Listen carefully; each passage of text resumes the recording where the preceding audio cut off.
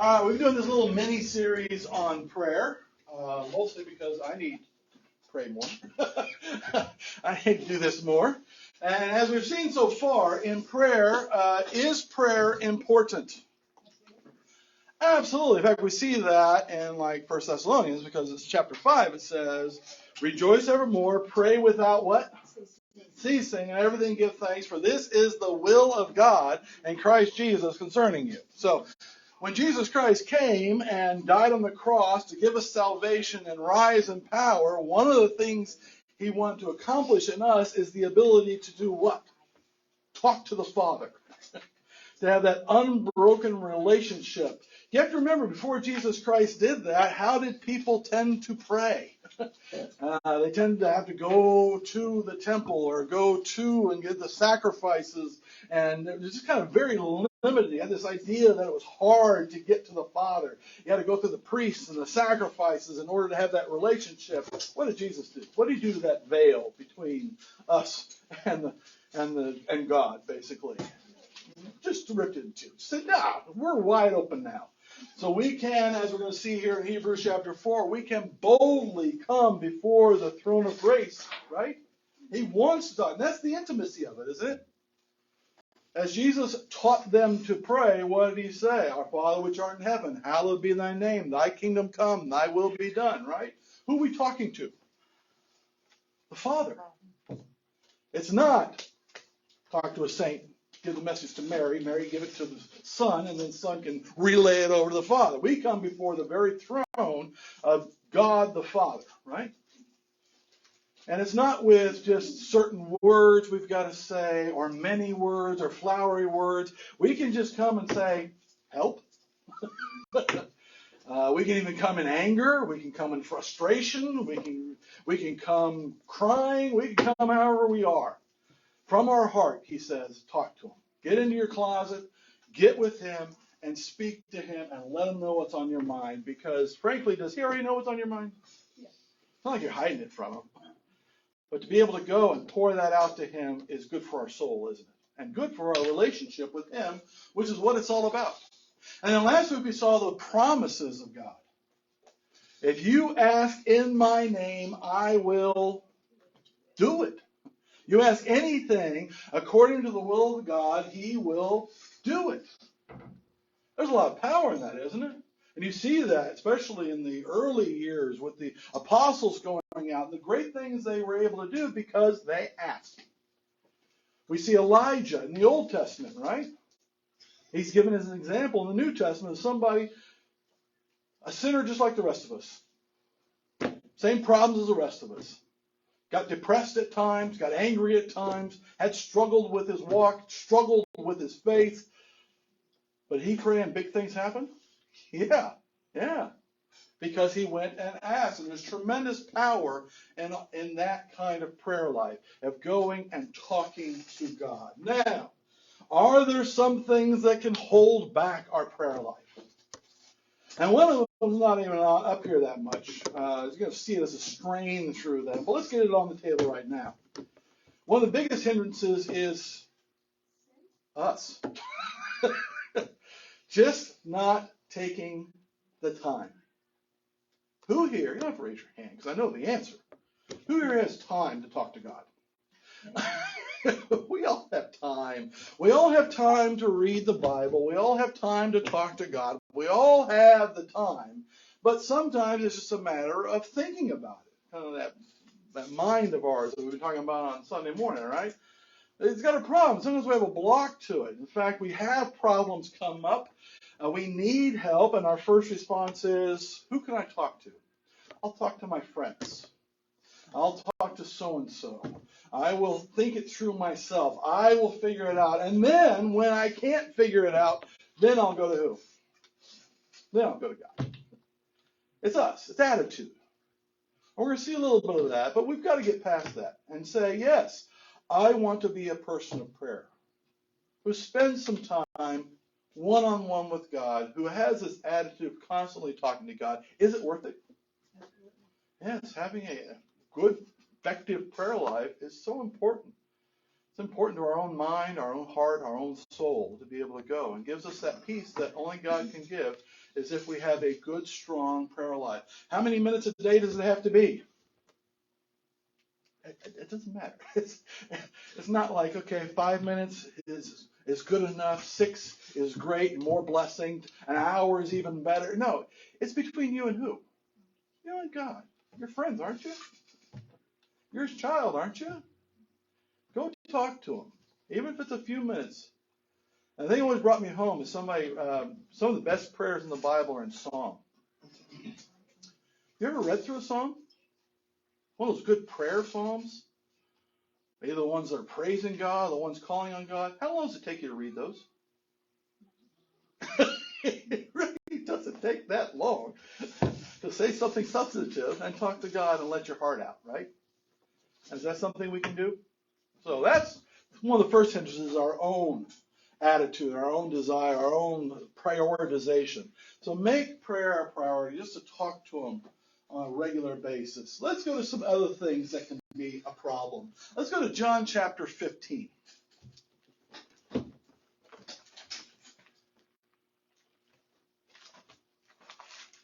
And this kind of relates to what we looked at last week, because how many times, just in those books written by John, the Gospel of John and 1 John, in those particular, did he say, if you ask, you'll get it?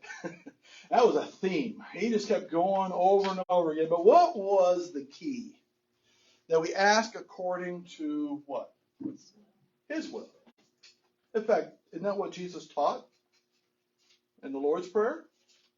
Thy kingdom come, thy will be done, on earth as it is in heaven. When we go in prayer, our ultimate desire should not be what our will is. Think about that for a minute. Have you ever been wrong? Have you ever been so sure that this was the right thing? This would be the best for me. And you realize at the end of the day, that was really dumb. I did not have all the information. I did not know where this was going. I did not know what was right. So it just makes sense that that should be our desire, shouldn't it? In fact, it's John chapter 15, starting in verse 5. I, Jesus, am the vine. You, those followers of his disciples, are the branches. He that abides in me and I in him, the same bringeth forth much fruit. For without me you can do what? By the way, with him, what can you do? Amazing things. Incredible things. If a man abide not in me, he is cast forth as a branch and is withered, and men gather them and cast them into the fire, and they are burned. So those who are not really his, those who never put their faith in them, they've got a problem, right? If a man abide in me and my words abide in you, you shall ask what you will, and it shall be done unto you. So it sounds like that is no problem, right? Except that, what's the key? Abide in him and ask, right? What do you mean by abide in him? Well, again, it all comes down to wills and desires, right? And while abiding in him, abiding in his word, abiding in his house, abiding with him, walking with him day by day, when we are that in line with him, regularly talking to him and all those kinds of things, then our will becomes also whose will? His will. And when our will is the same as his will, then anything we ask is in line with his will. And then will he do it? Yeah. But the key is abide with him. When we start getting off the side, and we all do it, let's be honest, we can all stray a little bit, start thinking our own way, follow the ways of the world, kind of go on veering off. Should we really, when we're off there, really want our will? What kind of crazy ideas will we come up with when we're slogging along in the world's ways, the world's philosophies, the world's desire? We can come up with all kinds of crazy things, can't we? But when we abide close to him, then our wills line up, and then we ask, and he will give us, right? So if you're in a situation where you're praying and it doesn't feel like God is answering, or you're not getting what you're asked, one question may be is what? Am I abiding? Am I walking close to him? Do I understand what he wants? Is my will the same as his will? Right? And get it lined up. This has happened many times in my life. How many have ever prayed for a job in particular?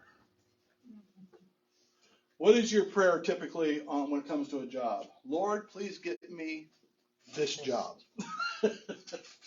But is that a good prayer? No. Yeah, it may not be, because whose will are you putting out there when you say, I want this job? Lord, get me this job.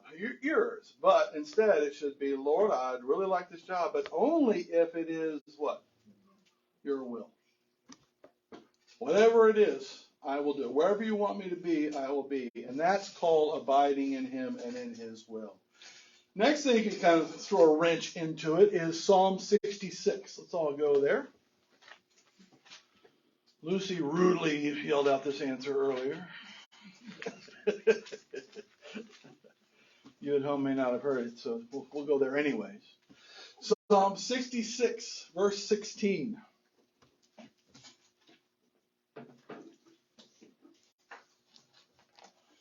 Psalm 66, verse 16.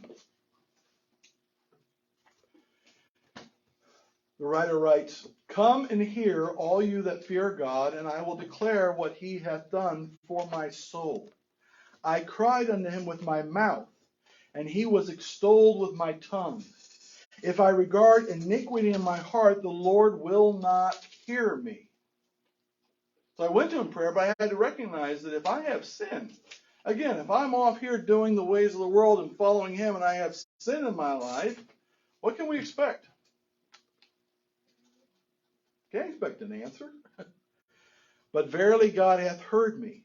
He hath attended to the voice of my prayer. But if we're right with him, and by the way, how hard is it to get forgiveness for whatever sin may be hindering your prayers?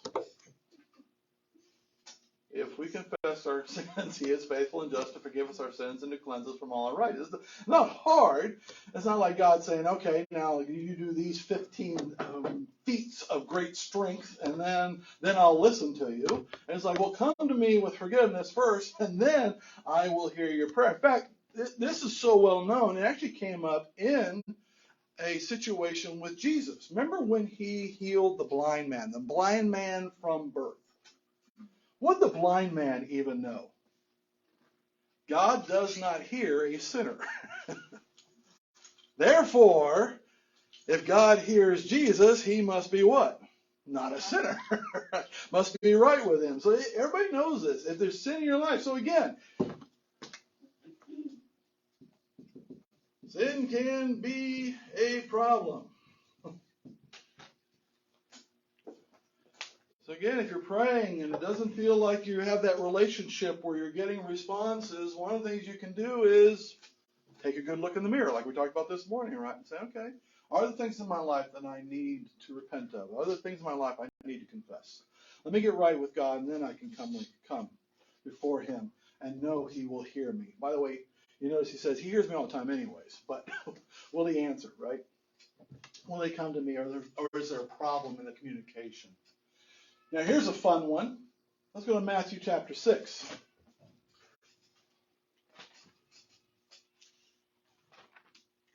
Not only may we need to seek forgiveness for our own sins. Yes? I think that I just want to clarify something. Because you say this all the time, that you don't have to wait till you're okay with God before you come to him. Right. It's that you should be talking about that problem with him. Right.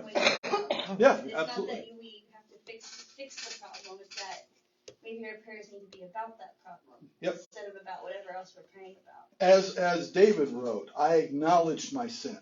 Yeah. You know, he had that heavy weight of God upon him. He felt like that relationship and his prayers were not being heard because he had that sin with Bathsheba and the killing of her husband and all that kind of stuff. But all he had to do is what? I acknowledged my sin, you forgave it, and then I felt joy again. Then I felt that relationship back again, and you heard my prayers. So yeah, absolutely. So this is not a works-related thing. This is a seeking mercy and grace and making sure we're not just ignoring these things. Being heard, but that's maybe Absolutely. Now, it goes a step beyond that, though. Let's go to Matthew chapter 6, starting in verse 8. Lord's Prayer, we all know it, right? Be not you therefore like unto them, those who just say a lot of words or repeat the same thing or just do it to be seen. For your Father knows what things you have need of before you ask him. After this manner therefore pray, Our Father which art in heaven, hallowed be thy name. Thy kingdom come, thy will be done on earth as it is in heaven. Give us this day our daily bread, and forgive us our debts as we forgive our debtors. And lead us not into temptation, but deliver us from evil. For thine is the kingdom and the power and the glory forever. Amen. That all sounds wonderful, doesn't it? What do we need to do in that prayer? Yeah. See, it's such an important part that after he says all that, he says in verse 14, For if you forgive men their trespasses, your heavenly Father will also forgive you. But if you forgive not men their trespasses, neither will your Father forgive your trespasses. So what could be also another hindrance is our relationship with other people. Is it ever good to hold a grudge? Who is it bad for? Mostly for you. 9 times out of 10, the other person doesn't even know you're holding it, but you're still upset about it. But the longer you hold on, that hurts you, and it hurts your relationship with who? With God. We need to let go, forgive others. And of course, he gives the wonderful parable of the king who forgave the servant an astronomical amount of money that he owed him. Just cleaned it from the record. And that same servant then went out and found some guy who owed him just a few cents. And he said, no, I'm not going to give you more time. I'm not going to forgive you. And the guy told the guy in prison, right? What did the king say? Oh, no, that's not the way we're going to play this game. I forgive you all of that, and you're not going to forgive another person. That's what we have to think about it. How much has God forgiven you? The holy, perfect creator of all things. You realize the terrible things we have done to him in his name, done in rebellion, and how much of that has he forgiven? And what did it cost him to forgive us all those things? His life. He did all of that for us, and then for us who are broken sinners, to go out and find another broken sinner and say, how dare you offend me? How dare you do that to me? I will never forget what you have done to me. It's really kind of silly, isn't it? When you really think about it in those terms, is what it really is. Instead, we have to be willing to what? Say, forget about it. Let go. I've given the example many times. If you were hurt by somebody on purpose on Monday, and you just spent all week figuring out how to get back at them and how all the things they did to you and how bad it was all the way to Friday, and then you got back at them, and then on Monday they got back at you, and this goes on for months after months after months. How long have they hurt you? However long you're willing to hold on to it. But if they hurt you on Monday, and Tuesday you go up to them and say, all's forgiven. How long have they hurt you? Who's it up to? Let go. In fact, it's so important for us to do that. It's so important for us that we forgive that he says, I'm not going to forgive you. Now, does that mean we're not going to heaven? Absolutely not. But whatever we have, whatever we're doing, whatever we're seeking forgiveness for, he's going to hold on to it. He's not going to completely wipe it out. He's not going to restore the relationship 100% because we will not restore it with another person. And that can get in the way of our prayers, of our abiding with him, right? So we need to let go. How hard is that really? Well, as a practical matter, it's pretty easy. I'm letting it go. Everybody say it with me. I'm letting it go. I'm letting it go. How hard is it in reality? Still right there, isn't it? Right in the back of their head. Well, all the things they did, all the things, but here's something that always helps me. How many dumb things have I done to hurt other people on purpose? How many times have I just let my natural self go and done terrible things to people and needed their forgiveness? So we're nobody's perfect around here. So let's let go. Yeah. There's an attitude of feeling like maybe you personally are above the need for forgiveness, which is that thinking too highly, like we talked about this morning, and right. that attitude and mentality it's so corrupting and so out of step with the will of God and with reality, the reality of who we are, to think that I don't need to be forgiven, and so therefore we feel like we can hold it back from others. Yeah. And don't think of this in negative terms, as if God's sitting there and just like, I'll never forgive you then. I'm just going to take my vengeance out. No. Why does he say this? He says this because it is so important for us to forgive. It's the only reason he's doing this. Because let's face it, if he just fully forgave and restored and we were still out there doing, it'd be terrible, wouldn't it? We would never forgive others if there's no downside to it. The act of forgiving others is, we're commanded to forgive others. So if we're not, we're sinning. We're sinning, yeah. So he's basically saying, I'm not going to forgive you for not forgiving others. Right. You have to actually fix it. So to have that perfect relationship with God, and he does that because it's best for us. Everything he does is because it's best for us and our relationship with him, right? Mm-hmm. So forgive others. Don't let that be something that's getting in the way of your relationship with God. Let's also go to Luke chapter 18.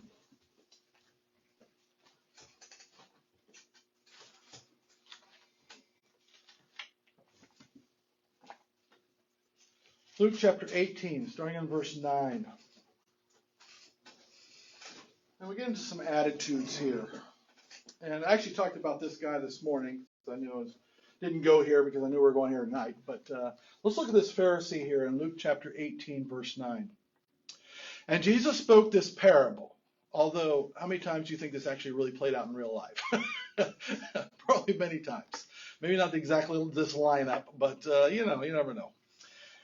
He said, a certain which trusted in themselves that they were righteous and despised others. So a specific audience for this is those who are self-righteous. Especially those who think, well, I'm so good, I'm so much better than those people, right? Look what it says in verse 10. 2 men went up into the temple to pray, the one a Pharisee and the other a publican. The Pharisee stood and prayed thus with himself. I always like when might as well be talking to himself. God, I thank thee that I'm not as other men are, extortioners, unjust, adulterers, even as this publican. I'm not like those people and other people I meet every day. Terrible, terrible people. I'm glad I'm not like them. Because I do what? Verse 12. I fast twice in the week. I give tithes of all that I possess, 10% of everything. He's doing up there the mint and cumin, going through his cupboards, 10% of everything. And the publican, standing far off, would not lift up so much as his eyes unto heaven, but smote upon his breast, saying, God, be merciful to me, a sinner. I tell you, this man, this publican, went down to his house justified rather than the other. For everyone that exalts himself shall be abased, and he that humbleth himself shall be exalted. So,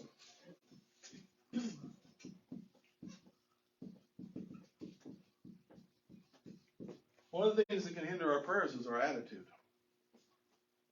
Are we coming before the throne humbly? Now, we come boldly because we're supposed to be there.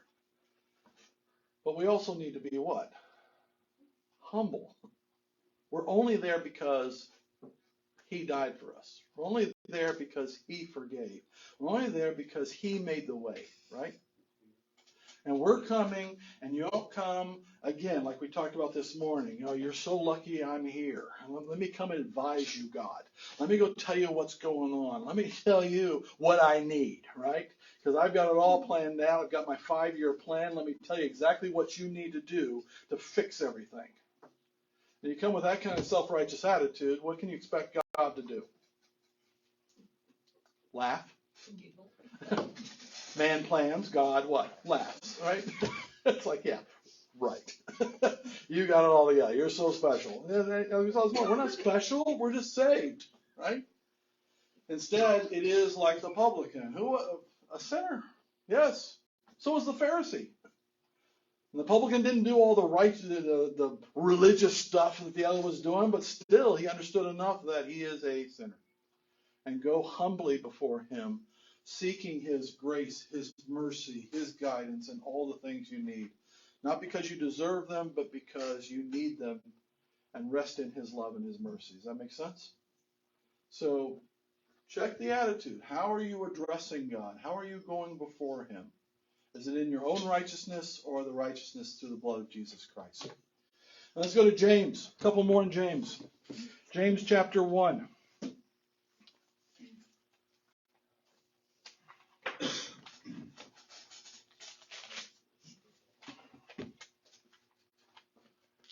So self-righteousness? No. Humbly.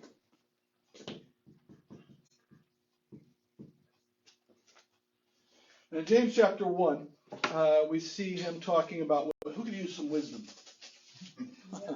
We all need wisdom. And again, if you don't think you need wisdom, you're a fool. That's what the Bible says. Professing yourself to be wise, you become a what?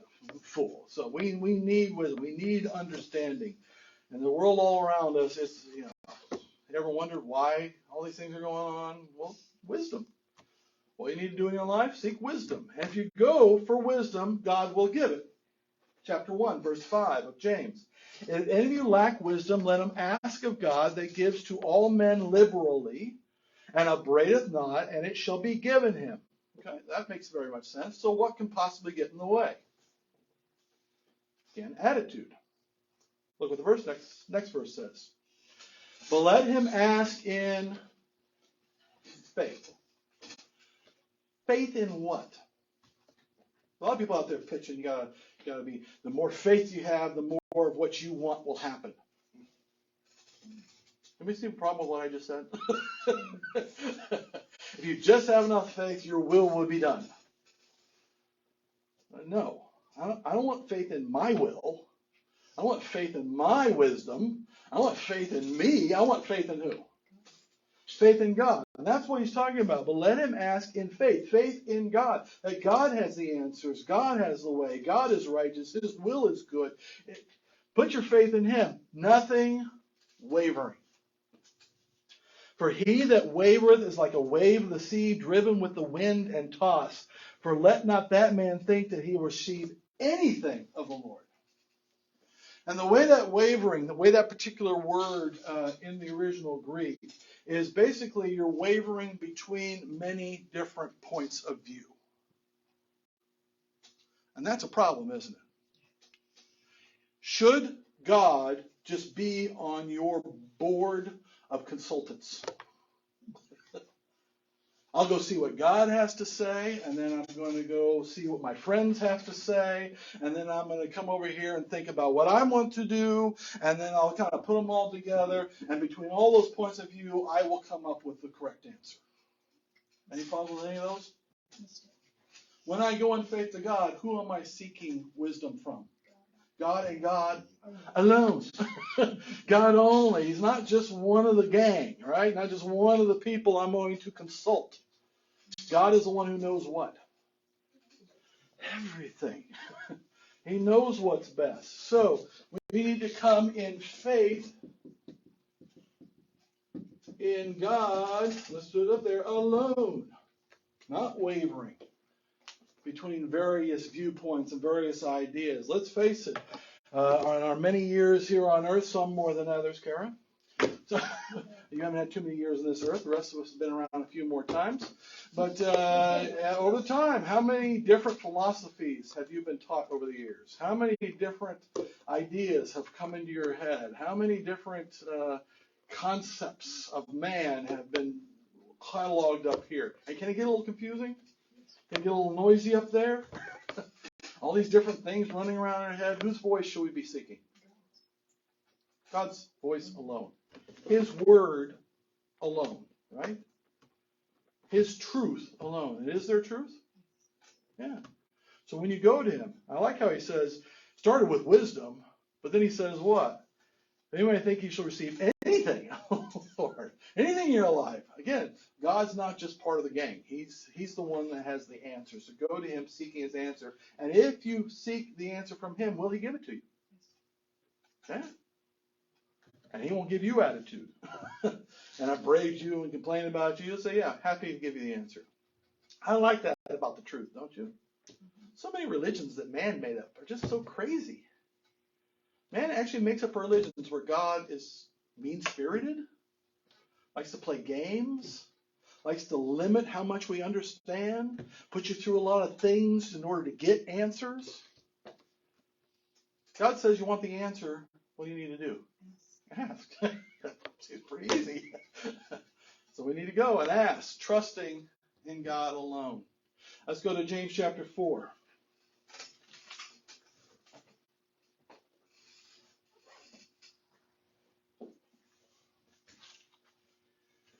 Does it matter what we ask for? Well, yeah. I mean, I always love the verses when it talks about you ask anything in his will to give it to you. And of course, the kids go immediately to what? So if I ask for a pony, I get a pony, right? I want $1 million, I get $1 million. No, you're not a genie. This is according to his will, right? And look what it says here in James chapter 4, verse 1. From whence come wars and fightings among you? By the way, how long have the wars and fightings been going on? Since Cain and Abel. This has been going on a little while, hasn't it? Where do they come from? It comes from our seeking our own will. Isn't that what every war comes down to? Each side seeking its will. Right? Come they not hence, or don't they come, even of your lust that war in your members. You lust and have not. You kill and desire to have and cannot obtain. You fight and war, yet you have not because you ask not. So that's one thing you got to make sure. I know people have gone just years even, just with problems and issues, and they say, why doesn't God fix this? Why doesn't God do this? Why doesn't he do this? And it comes down to, did you ever ask? Kind of like in my family, right, Lucy? If you came and said, I'm hungry, what would be my response? Good for you. Come and ask me for something to eat, I'll be happy to give it to you. Huh? Within limits. I'll give you what's good for you. But that's the way God is. I always wonder how much every day God is sitting up there looking at us going, why didn't he just ask? Why is he struggling? Why is she struggling? Why is she just going on day after day? I'm ready to help. I'm ready to give. But they just don't what? Ask. Or we're like the people in the desert. Remember the Israelites coming across the desert? Did they have real problems?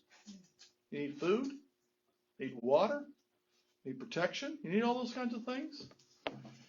How do they usually ask? Yeah, just complain. Oh, your brother's ready to die. God doesn't care about us. God, if they asked, he would have said what? Sure. Yes, here it is. He's always willing to give us even certainly more than we deserve, and frankly, more than we need. But sometimes we don't have because we don't ask. And sometimes we ask. Next verse. Verse 3. You ask and receive not because you ask amiss, that you may consume it upon your lust.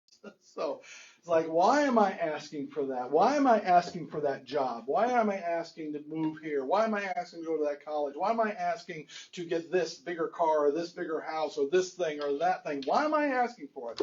Is it just so the world will think I'm successful? Just so the world will think I'm great? Just because? Why am I asking for things? Why am I asking for health? Why am I asking for things? Is it because you want to please the Lord? Is it because you want to influence the world around you for him? Why are you asking for the things? And if we truly need him, will he provide them? And that's the attitude we have to go in, right? Not with a self-righteous attitude, not with our faith in our own ideas, but in just saying, hey, I want what God wants. But not in lust for the things of the world. And how hard is that? Sometimes it's hard to differentiate, isn't it, in our head? Because we live where? Here. Here and now, right? And the things of this world consume us. But we have to back up sometimes and just say, hey, why am I asking for this? Am I asking this just because I want it? Because this is things the world has? Or am I asking because I really need it? And ask yourself that and see what it is. Because lust does not get it. So, let's go a couple more places. Let's go a little more to the process. Luke chapter 11.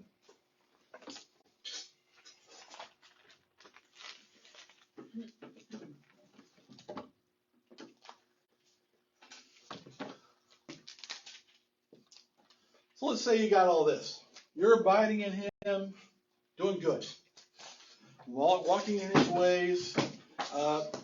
No clear sins, no sin problem. Anything you're giving to Him, you're seeking His forgiveness. You're good there. You forgive others. You set all those aside.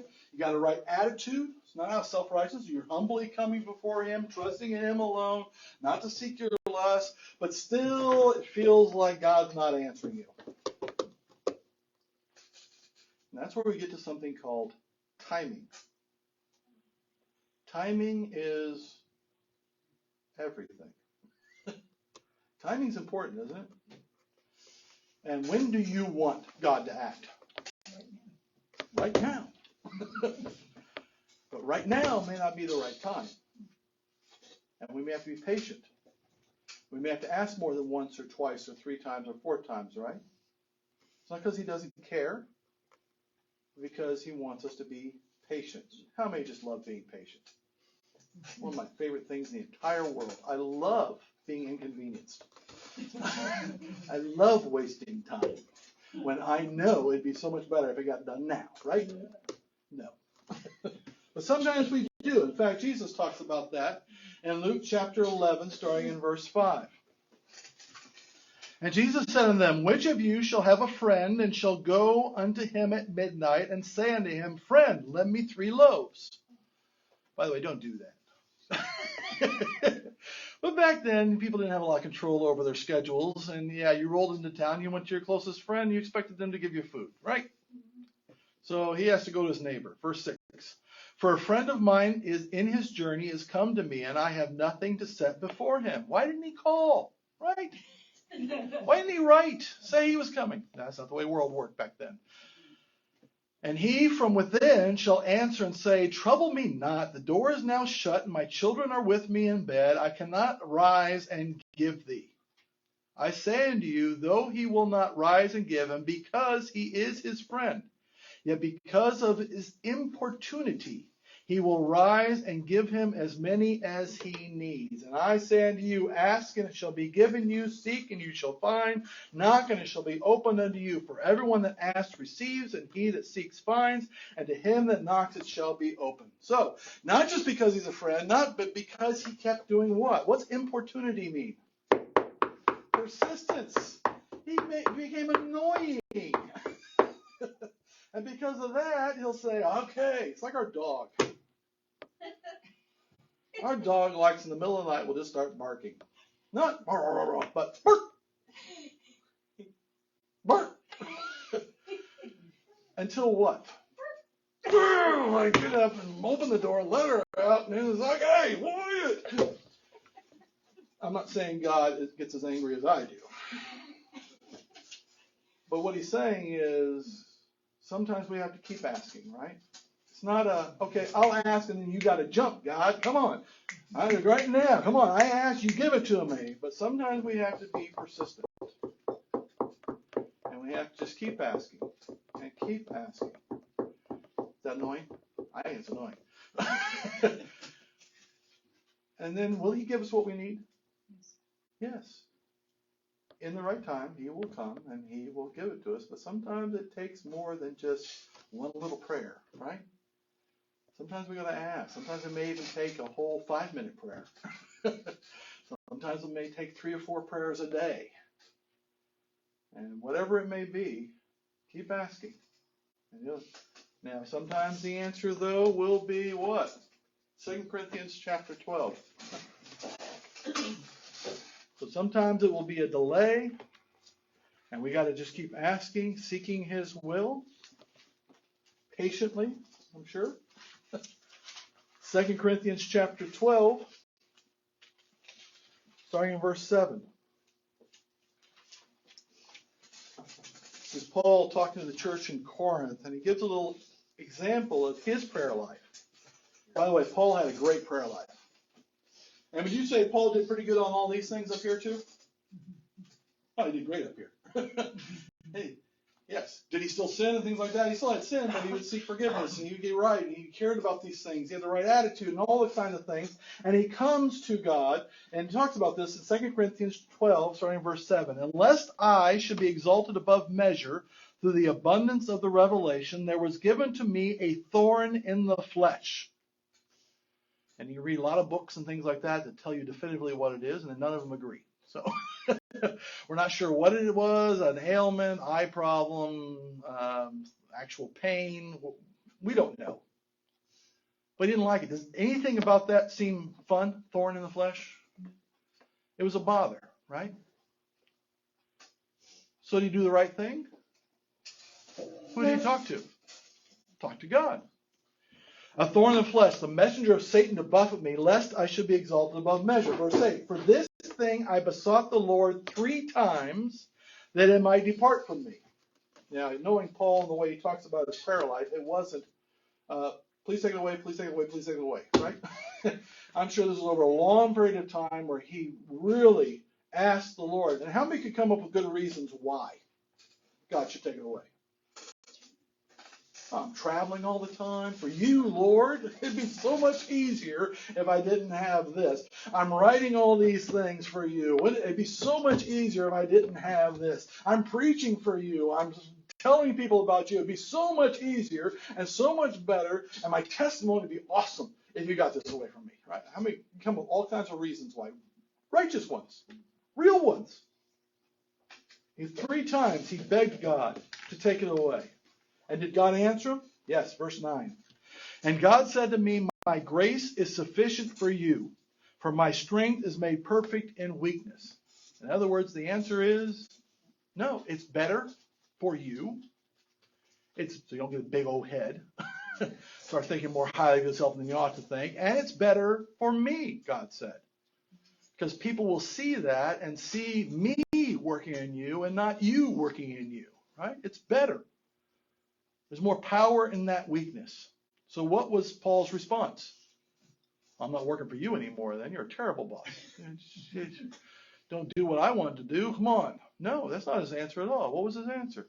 Most gladly, therefore, will I rather glory in my infirmities, that the power of Christ may rest upon me. Therefore, I take pleasure in infirmities, in reproaches, in necessities, in persecutions, and distresses for Christ's sake. For when I am weak, then am I what? Strong. So sometimes we may be all right here. No problems here. God should answer. God should do this, except for the one part where it's what's His will. And sometimes it may be a health issue, it may be a financial issue, it may be a persecution issue, it may be a relationship issue. There's so many issues, but sometimes God's answer is, no, you just have to bear that cross. It's just better. And then our answer needs to be what? Gladly. Because remember, who are we trusting? God alone. Right? And if He says no, the best answer is what? No. If He says wait, the best answer is what? Wait. And if He says yes, then the best answer is what? Yes. If we're seeking His will, right? So make sure these things aren't getting in the way, and then at the end of the day, wait. Keep going. Keep asking until He answers, and the answer, take it. Accept it, because that's what we want, isn't it? Who here in their right mind would say, no, my will's better than God's? I know better. Nobody in their right mind. And we know we have a mind problem, so. So, yes. I noticed that when Paul did that, he accepted the answer, but he also accepted that it didn't excuse him from continuing to work for God. Right. Yeah, so hey, let's keep going. I can go even stronger now. Can you imagine from Paul's perspective? He didn't have to think about it ever again. Yeah, got the thorn in the flesh, so what? I don't have to think for a moment whether I'm supposed to have it, not supposed to have it. I'm supposed to have it, so let's roll. Let's go. Let's do it. Right? Sometimes you got to just keep praying. Sometimes you just have to accept the answer, right? And that's a powerful prayer. But I want to end on this one. Hebrews chapter 4, verse 14. In all of this, I want to make sure we understand, no matter what, if you are a child of God, what can you always do? Pray. Pray. Because we have a God, we have a Savior, Jesus Christ, who understands our weaknesses. He understands we struggle with this. We struggle with abiding in Him. We struggle with sin. We struggle with forgiving for others. We have attitude problems. We get distracted. We have lust. Does Jesus Christ understand all of that? Yes. Which is awesome when you think about it. Why do I say that? Hebrews chapter 4, verse 14. Seeing then that we have a great high priest that is passed into the heavens, Jesus, the Son of God, so we all know who it is, let us hold fast our profession. Know that you are a child of God. Know your faith is in Jesus Christ to save you. Know that you have all those promises, right? Hold on to that. For we have not an high priest which cannot be touched with the feelings of our infirmities, but was in all points tempted like as we are, yet without sin. By the way, how come Jesus was able to get through all these temptations without sin? Because He's God. That is the only way. That's the only way. That's why God had to come down here. Because there's no way we can do it. That was proven in the garden, wasn't it? No sin nature, only one rule, and we still couldn't do it. Right? So we have that. So can we come in our infirmities and our weaknesses, with all our problems, with all our thoughts and all of our struggles? Can we always come? Yes, look at verse 16. Let us therefore come boldly unto the throne of grace, that we may obtain mercy and find grace to help in time of need.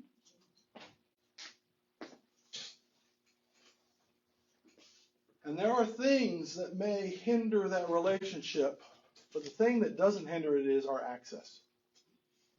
We can always go. We're always welcome there. We're always loved there. Now, we may get there and God may put on our heart, oh, you've got somebody you need to forgive. You got this sin you got to take care of. We need to walk a little closer. We may have a little attitude problem, but will God help us through those? Yes. It's not us defeating these things. Who's going to help us defeat all of these hindrances? Who's going to knock down all of those walls? It's not up to us. It can't be up to us. We put up the walls. Well, not going to be up to us to take them down. God will, though, if we will just what? Come boldly. So come boldly. Know you're welcome there. And will He help us every step of the way? He understands exactly what we're going through. Knows exactly. He's been there. He's defeated it, but we know we don't have that strength. So He will help us, won't He? Because does God want to hear from us? Does He want to answer our prayers? Does He want to meet our needs? He wants to do all those things. So bottom line is with prayer, go. Go before Him. Know you belong there. Know you're loved there. And there may be some things getting in the way. Let God help you knock those down so you can have a closer relationship with Him and a better prayer life with Him. He will help. Okay? Any questions? Thoughts? Objections? No? Okay. Let's pray.